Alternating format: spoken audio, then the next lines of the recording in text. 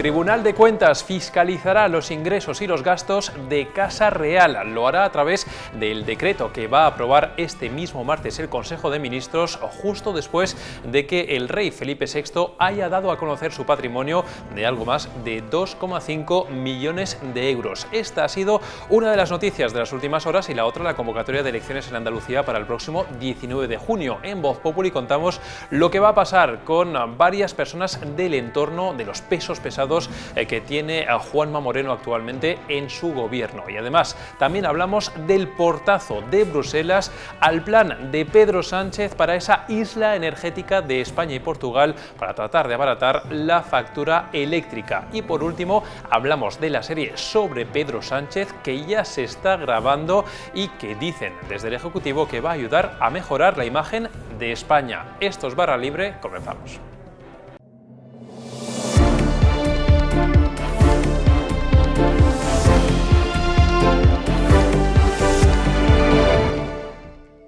Y comenzamos ya esta edición de Barra Libre y lo hacemos hablando de esas noticias que hemos conocido el lunes a última hora en torno a Casa Real. Doble noticia: por una parte conocíamos el patrimonio del rey, de Felipe VI, estimado en algo más de 2,5 millones de euros, y por otra parte la intención del gobierno de aprobar este mismo martes un decreto ley para cambiar la configuración legal de la Casa Real. Queremos hablar de estos asuntos con nuestros compañeros, con Jorge Sainz. ¿Qué tal, Jorge? ¿Qué tal, Alberto? Muy bien. Y con Jesús Ortega. ¿Qué tal, Jesús? ¿Cómo estás? Hola, Alberto.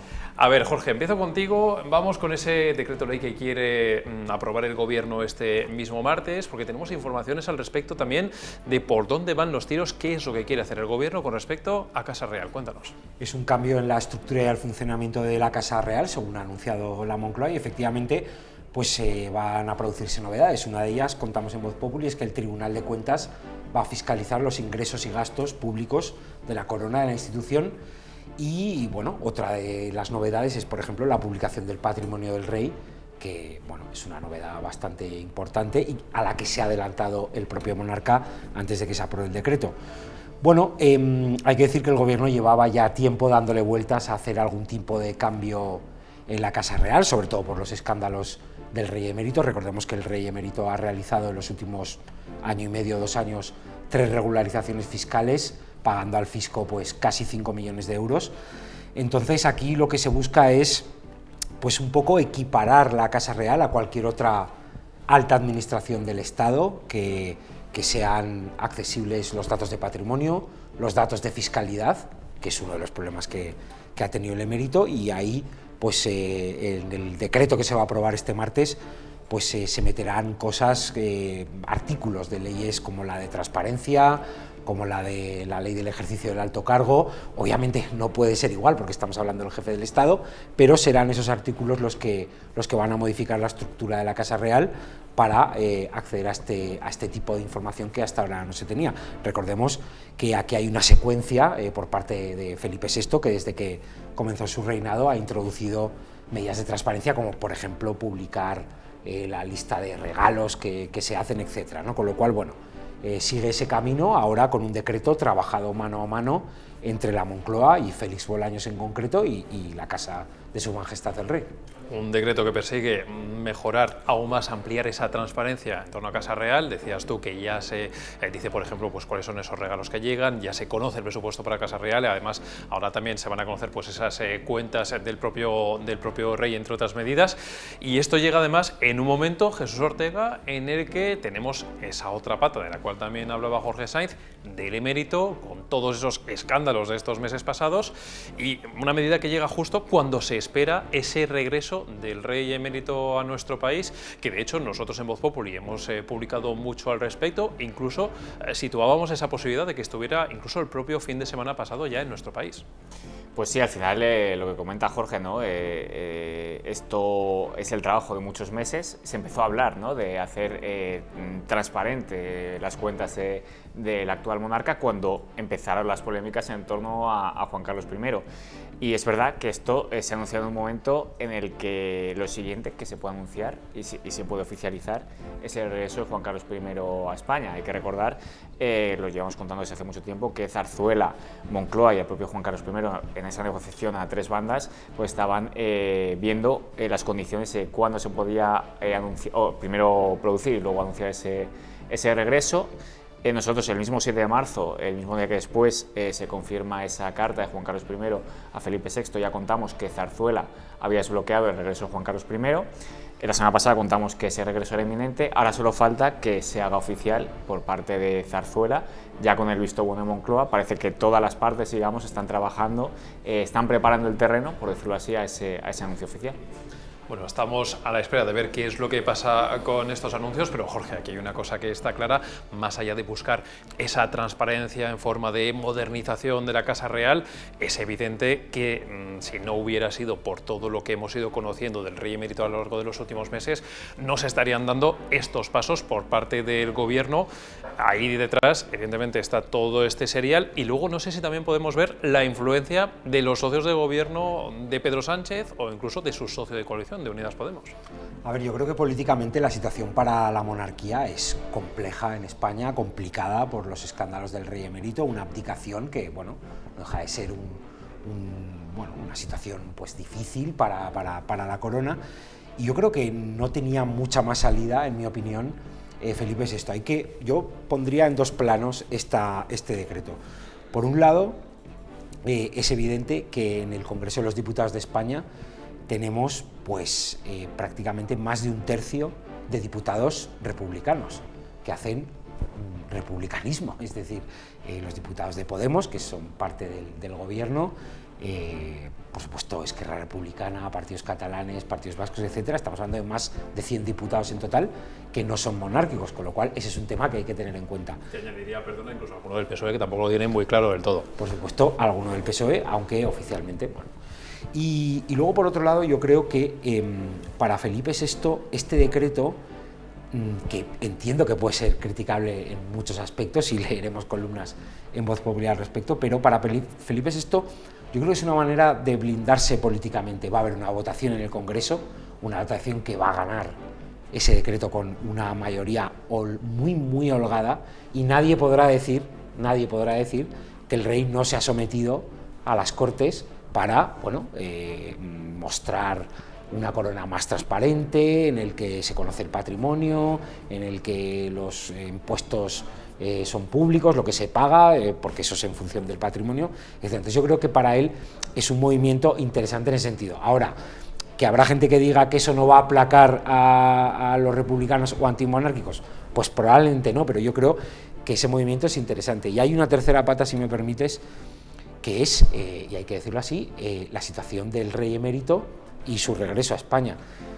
Si el Rey Emérito muere fuera de España, yo creo que es un problema muy grave para el Estado español, porque criticable o no estos últimos años, pues no deja de ser el rey de la transición de la dictadura a la democracia, 40 años en la jefatura del Estado. Yo creo que plantearía un problema muy severo que el monarca emérito, que ya pasa holgadamente los 80 años, falleciera fuera de España. Y esta es la manera un poco, esa negociación a 3 bandas que decía Jesús, de que el gobierno transigiera con el regreso, por temporadas de Juan Carlos a España, y que Felipe VI, pues de alguna manera correspondiera con este ejercicio de transparencia, ¿no? Pues toda la información al respecto la tienen disponible en Voz Populi, como también esas columnas de las que habla nuestro compañero Jorge Sainz, entre ellas la de nuestro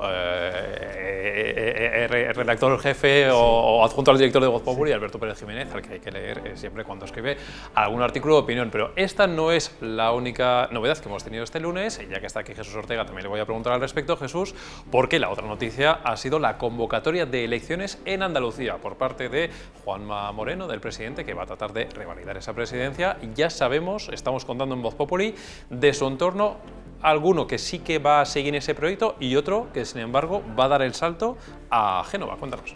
Pues sí, al final, ya la semana pasada, hace justo una semana, decíamos dos posibles fechas, 19 de junio o 26 de junio, al final ha sido el 19 de junio, también decíamos que lo tenía que anunciar un Consejo de Gobierno extraordinario el lunes para que ese decreto se firmara un martes y diera ese plazo de 54 días para que fuera un domingo, el 19 del 26.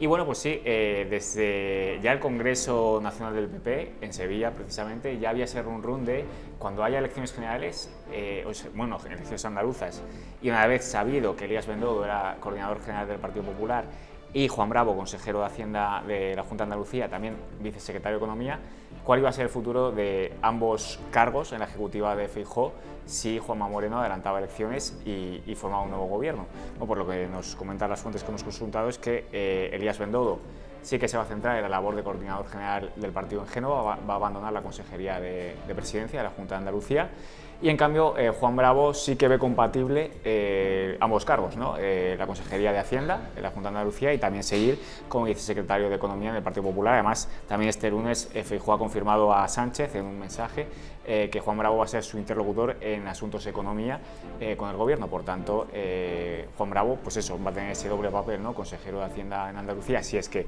Juanma Moreno consigue revalidar su gobierno, y vicesecretario de Economía y además interlocutor del PP de Feijóo con el gobierno. Todo esto también nos da pistas de ese peso andaluz que hay en ese nuevo Partido Popular de Alberto Núñez Feijóo. Faltan menos de 2 meses para las elecciones en Andalucía.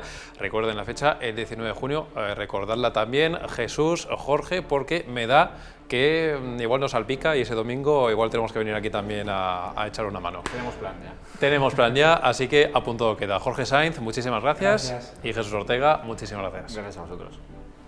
Y hablamos ahora de energía. Seguro que recuerdan cómo hace exactamente un mes, después de la cumbre europea del mes de marzo, Pedro Sánchez afirmó poco menos que España había logrado una importante victoria en Europa gracias a esa luz verde europea para que España y Portugal pudieran poner en marcha la llamada excepción ibérica. Alberto Sanz, ¿qué tal? ¿Cómo estás? ¿Qué tal, Alberto? ¿Cómo estás? Aquí se trata de buscar una solución para abatar los precios de la energía. Teníamos esa luz verde, o al menos esa excepción que se iba a estudiar por parte de Bruselas, pero ahora nos encontramos con que la fórmula propuesta por parte de España y Portugal, de momento parece que nos van a decir que por aquí no se pasa. Lo que está claro es que a la Comisión Europea no le convence el texto tal y como está. Eso es lo que le van a transmitir tanto al gobierno español como al gobierno portugués. Hay que buscar dos alternativas, una que por supuesto no sea cerrarse en banda, porque como celebraba, como bien decías, hace un mes el presidente español que se había conseguido dar luz verde a la excepción ibérica. Donde estamos es cómo va a ser la excepción ibérica. O sea, una vez dada esa concesión, evidentemente parece que se llegará a un acuerdo, pero no se va a llegar a un acuerdo tal y como quieren o como buscan. Esos 30 euros megavatio para la producción eléctrica que viene del gas, pues parece que se queda muy corto para lo que exige Bruselas y para que no se genere un problema de mercado. La situación está clara. La reunión que se está produciendo este mismo martes es con la comisaria europea de competencia y es porque hay una situación de mercado que no gusta a la Comisión Europea de la medida que están poniendo encima de la mesa. Por lo tanto, la medida va a ser un no por el problema que genera el mercado. Ahora es buscar un pacto para que pueda salir adelante de una manera que por lo menos convenzca a las dos partes. De momento nos encontramos con una fórmula en la que España y Portugal le están pidiendo, oye, dejadnos a través de esta fórmula rebajar a 30 euros el megavatio hora. Lo que nos está diciendo Bruselas, o que lo que va a decir es, esto no puede ser porque tenemos un problema con respecto a los demás países europeos. O sea, ese es un poco el problema con el que se encuentra Teresa Ribera, en este caso la ministra, en su reunión. Frente a esto, ¿por dónde puede pasar la solución si es que la hay? ¿Puede el gobierno tratar de alcanzar una especie de consenso al cual nos puedan dar luz verde? No solamente la Comisión Europea, también otros países del norte de Europa, por ejemplo, que también son reacios a este tipo de fórmula. Bueno, recordemos que antes de que se enviara el texto a Bruselas, se hablaba de una medida de en torno a 50 euros megavatio hora, que es casi el doble de lo que finalmente se envió. Parece que por ahí pueden ir los tiros, por buscar esos 50 euros megavatio hora de la producción de gas para que nos dejara ese mercado mayorista que tanto nos hemos acostumbrado en torno a los 150, 175 euros. Son precios que estamos encontrándonos ahora ya a finales de abril, cuando estábamos en marzo no bajábamos de la barrera de los 200 euros megavatio y no bajábamos de unos precios del gas de en torno a 100 euros megavatio hora.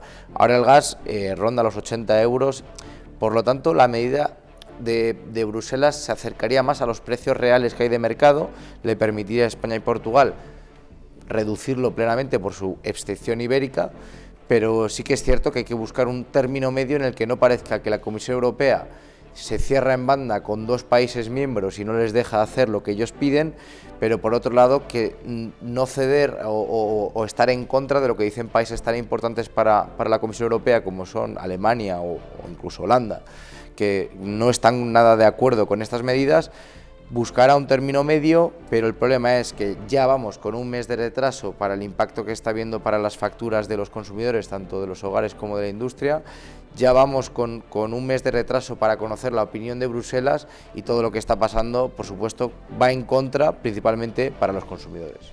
Y a esto vamos, es que para cuando ya tengamos luz verde para tomar medidas para abaratar la factura de la luz, resulta que nos vamos a encontrar, si siguen las cosas con la tendencia de estas últimas semanas, con que factores externos ya nos han ido abaratando esa factura de la luz, y para cuando llegue esta solución Sánchez-Costa, ya para entonces, o sea, esto se debería haber hecho hace mucho tiempo, ya para entonces lo mismo ya no se nota tanto en la factura.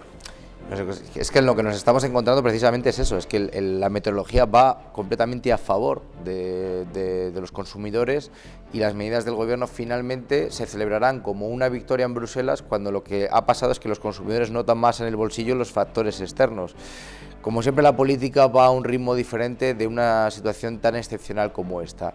Si normalmente la política en España es complicada, lograr un acuerdo entre dos países como España y Portugal es complicado, y encima con lograr el visto bueno en la Comisión Europea todavía es más complicado. Cuando las cosas son de tanta urgencia y de tanta necesidad para los consumidores, queda más que evidente de que la política ha ido por detrás de las necesidades reales de los hogares.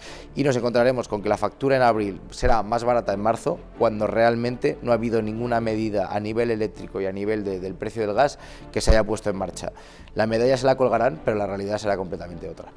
Bueno, pues todos nuestros bolsillos muy pendientes de ver qué es lo que pasa finalmente en Bruselas y de ver cuál es la fórmula que se pueda adoptar en el futuro para abaratar esa factura energética, que aunque poco a poco se va abaratando, pues sin duda no vendrá mal que se pueda abaratar todavía más en el futuro. Alberto Sanz, lo iremos contando. Muchas gracias. Gracias a ti.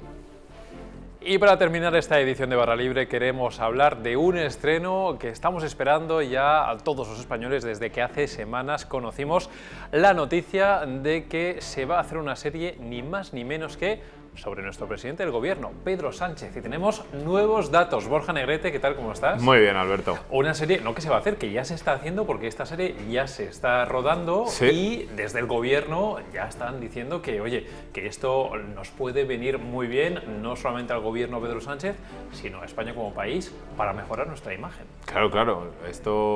Están convencidos de que va a ser buenísimo para España, no solo para Pedro Sánchez, porque dicen que al final esto va a mejorar el poder de atracción de nuestro país de cara al exterior, de cara al tablero internacional.